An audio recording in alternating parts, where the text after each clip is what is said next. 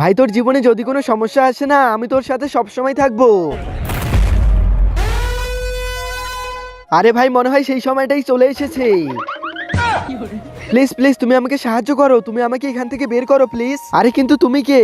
আমি হলাম একজন মানুষ, আর আমি 1000 বছর ধরে এই ফোনের মধ্যে আটকা পড়ে আছি। আরে কিন্তু 1000 বছর আগে তো মোবাইলই ছিল না। আরে আমি তোমাকে এই ঘটনাটা একটু পরে বলতেছি, তুমি একটু নিচে দেখো আর 00 পাসওয়ার্ড চেপে আমাকে এখান থেকে বের করো। আরে তুমি দাঁড়াও, আমি এখনই করতেছি।